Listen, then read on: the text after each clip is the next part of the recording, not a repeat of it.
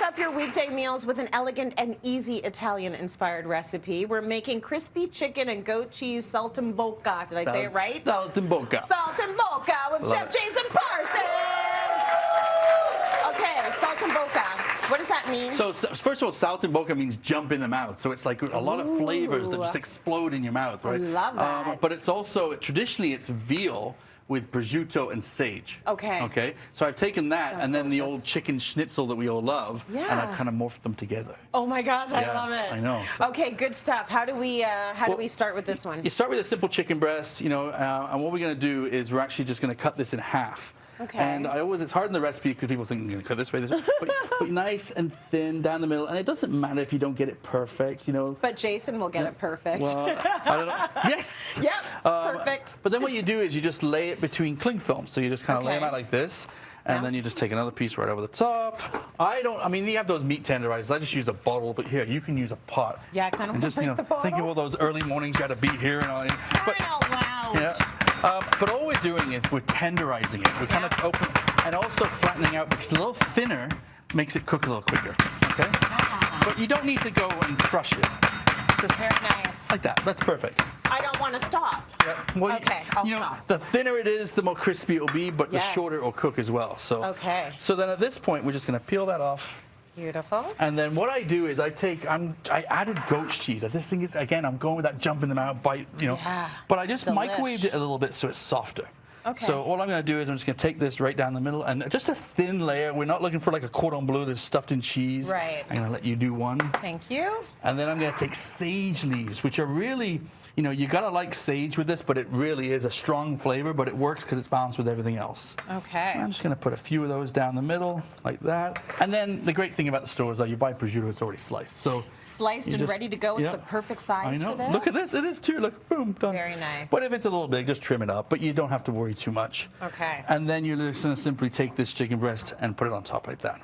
I'll let you do mine. Yep, yeah, I'll do the icky bit. That's why I got the gloves on. Thank you very much, All sir. right, so, and then, you don't have to make sure the edges are going to stick and all that. We're going to bread this up. Yeah. But then we're just going to also season it a little bit before we bread it. So just a little salt, a little pepper. Well, the fact that we're breading it all, though, man, that just takes the recipe up a notch. Now, here's the thing. So we've got flour, we got some eggs mixed with a little bit of milk, and we got a panko straight up. You can season if you want.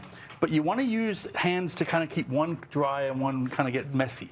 Yeah. So what I do is I kind of, first off, you're over here, you're good, right? But I'm going to take my right hand and keep that to be my dry one. Okay. And I'm just going to get lots of flour on there, shake it off, drop it into the egg yolk, and then use my left hand to do this. Left hand wet, right hand there you go. dry. And then I just kind of just drizzle off like that. Nice. Go into the breadcrumbs. My hand is dry, so I don't end up blending my hand. Yeah, that's beautiful. Yeah.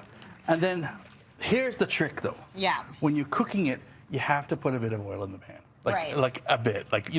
Don't just a splash. We need a layer in there because we want this thing to actually it's like a shallow fry. It needs to be a small pond. Yeah. It can't just be a little, it needs to go in the lake. And then you just gently, you can hear a little sizzle, like that. Just give it a little shake. That's nice. Okay. You know what I like? I like that it takes up the whole pan. I know.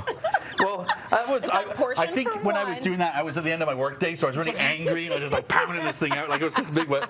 But you can cut it down to smaller pieces too, right? Yes. Now you'll notice, you can go a little higher than this, but you don't want to fry this. It's just kind of slow cook it, get it crispy. Oh, it's a gentle. Yeah, and then when you flip it over, you do the other side, right? So. Okay, so we'll leave it for a second. Yeah, we'll leave it for a second because I think it's interesting what I put with this because again, it's quite a rich dish with all the breadcrumbs.